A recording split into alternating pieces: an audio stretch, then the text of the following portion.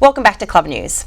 In recent months, there has been growing concern on the effect ransomware attacks could have on clubs. Ransomware is a denial of access attack that prevents computer users from accessing files and then demanding a ransom payment to restore access. Here to talk about what clubs can do to prevent such attacks is CEO of Voice, Print and Data, Jason Wade. Welcome, Jason. Welcome, Vicky. So there's been a lot of concern in the marketplace with regards to ransomware and how this could impact organisations. What actually happens when an organisation is affected by ransomware? Okay, so typically what happens is a infected file might get on a user's system. When the user opens up that file, it starts its process, and that process typically is encrypting files on the network. So either on the local computer or on the extenuating network that that computer resides on. The result of that being once the program is in motion, those files then are unaccessible any longer by the user or by other users on the network, therefore rendering the data useless. And typically what follows from that is a message from the files when they're trying to be accessed to pay a ransom or a fee to unlock those files, and that can tend to extend into thousands of dollars, tens of thousands of dollars in some cases. Well, it's a pretty serious situation. What products are available to restrict employees from accessing unsafe sites on the web that might lead to attacks such as these?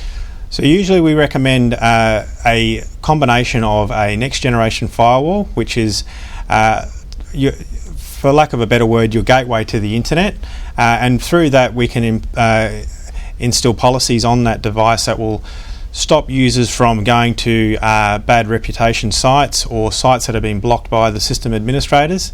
This provides safe web browsing for the users, and that coupled with a antivirus solution, which is commonly known as an endpoint management solution, will provide safe protection for the users. So what ways can clubs prevent employees from unknowingly introducing ransomware and other potentially harmful malware onto their systems that traditional sort of antivirus solutions just can't detect? Okay, so that's a good question, and it's really a three-pronged approach. There's a combination of, obviously, as mentioned before, the firewall.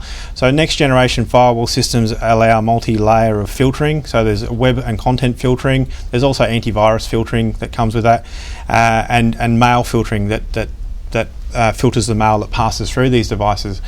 Coupled with that, your endpoint protection for the desktops, laptops and mobile devices, that provides a layer of security from the user's perspective. But there's also the important part that a lot of people forget is the awareness, creating user awareness for these types of malicious softwares in the marketplace and what they can do to prevent that. And that can be simply by being aware of how these threats are posed in their work environment and making sure that these phishing type emails where some of these robots start from is deleted rather than opened. So prevention in that case is much better than the cure.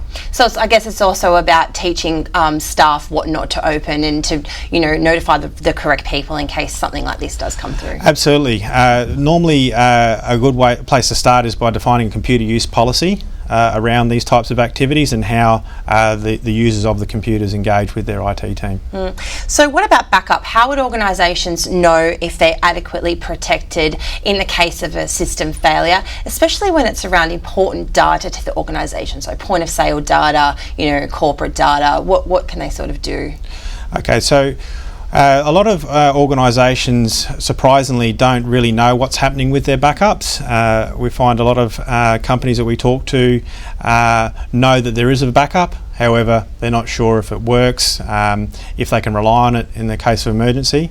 And we try to promote the 3-2-1 rule, which means three copies of their data on two separate mediums in at least one off-site location. Now we can help customers with this with the 3-2-1 rule by providing not only the multiple copies on site, but through cloud technologies offer a solution where we can back up their data and transmit it across the wire to a secure data centre in a remote location. That way, if they come to need the backup in the future because of, let's say, a ransomware attack and they need to restore data, or because of natural disaster, they know that data is safe in a secure place when they need to rely on it. Yeah, that's more than handy. It's almost compulsory, isn't it? Something Absolutely, that they need. yeah. Well, some clubs may have, a big IT budget. Some smaller clubs might be thinking that, this is out of their league. How can all clubs benefit from a strong security system that doesn't necessarily need someone on site to manage this for them? So there's some good products in the marketplace today. We talked about endpoint security earlier. That is a fundamental part of this. That coupled with the firewall appliance, so two devices or two products that companies should consider when they think about their network security.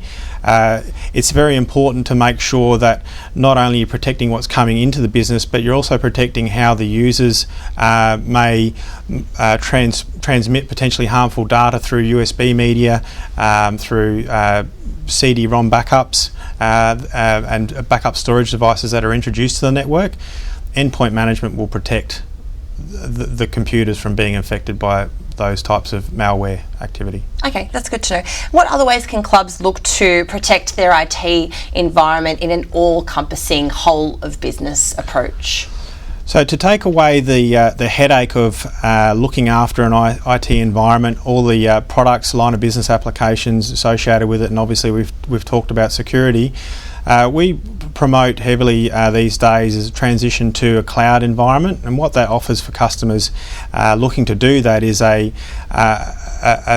centralised system where all of their key business applications can operate safely and securely, utilising enterprise class equipment, enterprise class security appliances, without the overhead of setting up an enterprise system themselves. And this can be achieved through leveraging what VoicePrint Data can provide in data centre facilities that we have, and allowing users to basically operate anywhere, anytime, but maintaining security of that of their data within a data centre environment. So how would sort of your company typically engage with organisations who feel they may be at risk of a security breach, like we were talking about before? Yeah, sure. So most of our engagements like this would come about through an initial IT audit, and it's good to do that to learn about the business pain points and their needs and what their drivers are for change.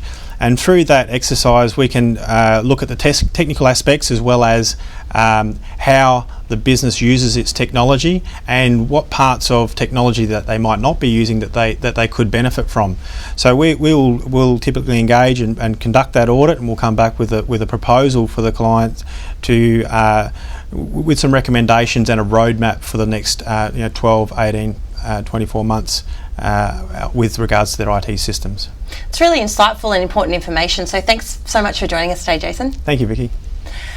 And that's all we have time for today's edition of Club News. The show will be back on the 27th of September. Hope to see you then.